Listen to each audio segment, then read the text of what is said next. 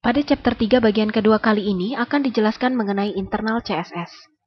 Jika pada bagian sebelumnya telah dijelaskan mengenai inline CSS, di mana kita dapat memberikan style CSS langsung pada tag yang akan diberikan desain, maka pada internal CSS kali ini, kita dapat menentukan daerah yang akan diberikan desain dengan menggunakan selektor. Terdapat 3 tipe selektor, yaitu tag selector, di mana kita dapat memberikan desain pada tag HTML tertentu.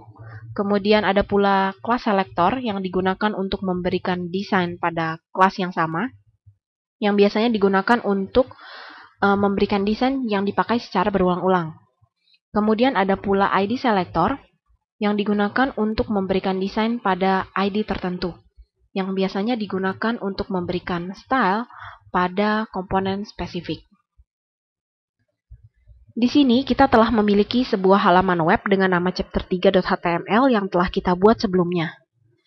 Apabila kita launch in Firefox, akan muncul halaman web dengan judul CSS yang berisi sebuah header image dengan style border yang telah kita buat dengan menggunakan inline CSS. Selanjutnya, sekarang kita akan membuat bagian body yang terdiri dari sebuah tabel dengan 3 buah baris.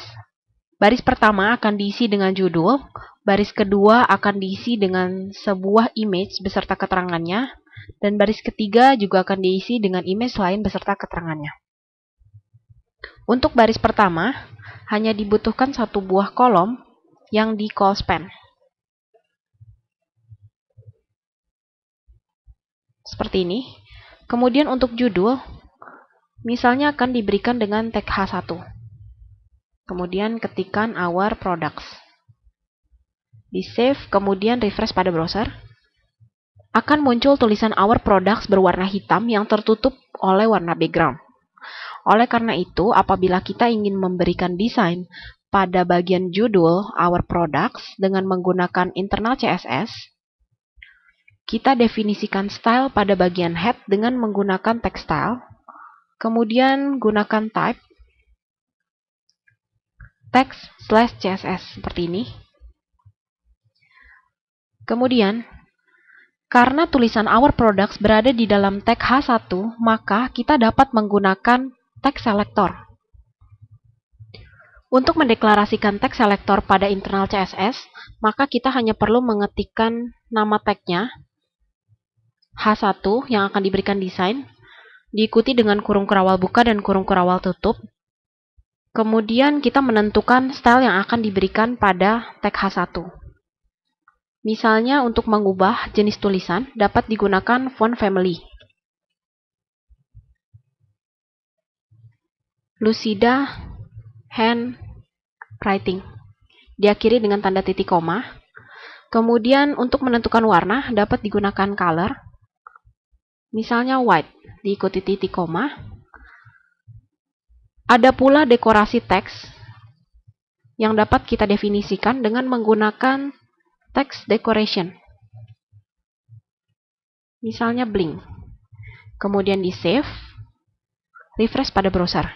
Maka akan muncul tulisan our products dengan font Lucida Handwriting, kemudian berwarna putih dan dekorasinya bling, seperti itu. Jika kita menggunakan tag selector, maka setiap tag H1 yang berada pada chapter3.html akan berubah menjadi style yang telah kita tentukan di bagian internal CSS. Seperti itu. Kemudian untuk bagian baris kedua dan baris ketiga akan diisi dengan image dan keterangannya, sehingga kita membutuhkan 2 buah kolom. Seperti ini. Kolom pertama akan diisi dengan image yang terdapat di dalam folder image dengan nama sweater1.jpg. Oleh karena itu, kita gunakan tag img, kemudian src,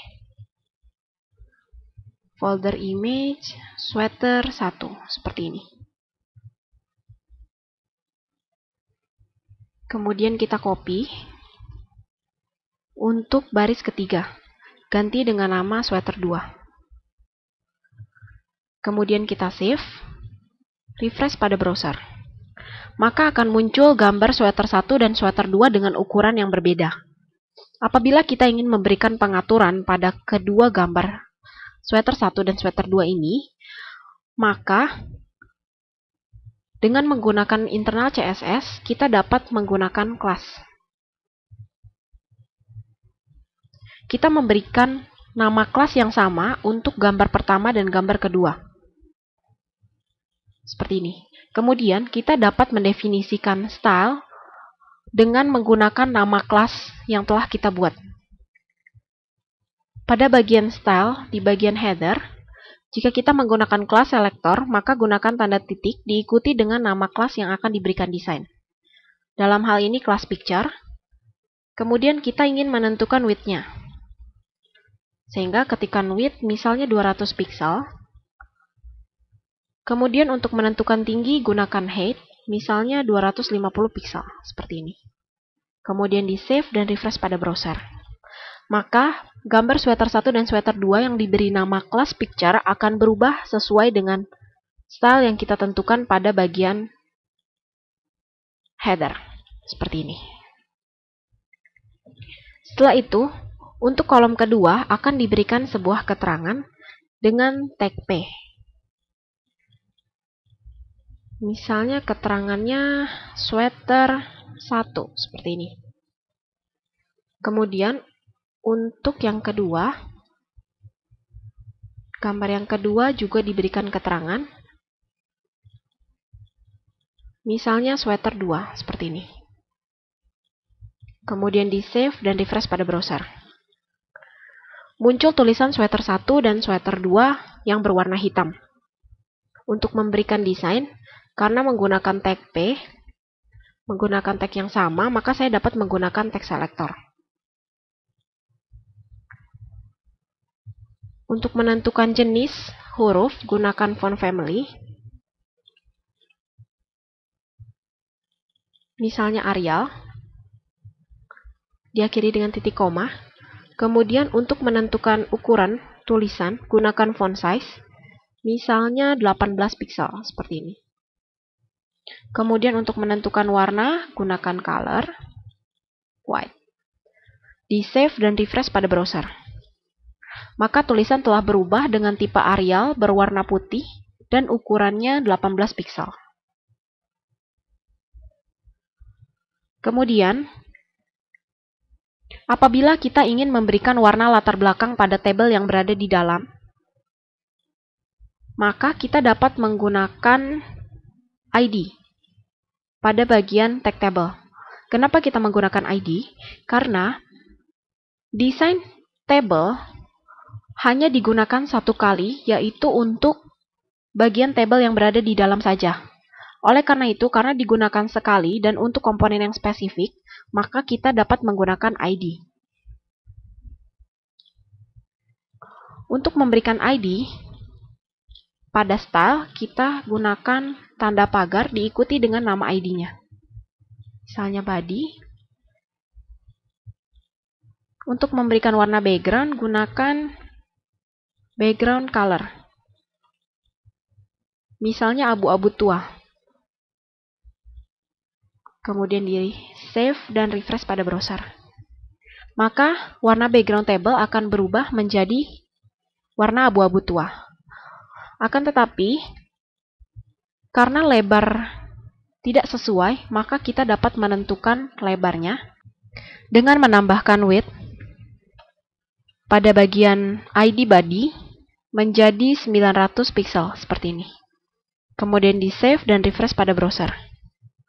Maka tampilan akan berubah menjadi selebar tabel yang bagian luar. Selanjutnya, apabila kita ingin membuat tulisan Our Products menjadi di tengah, maka kita dapat menggunakan text align pada bagian tag H1. Text align center, seperti ini. Kemudian di save dan refresh pada browser. Tulisan Our Products berubah menjadi di tengah. Kemudian untuk membuat tulisan sweater 1 dan sweater 2 berada di samping gambar, maka kita perlu menentukan lebar dari tag P. Width 600 px seperti ini. kemudian di-save dan refresh pada browser. Maka tulisan sweater 1 dan sweater 2 akan berada tepat di samping gambar. Sekian mengenai internal CSS. Mengenai eksternal CSS akan dijelaskan pada bagian berikutnya.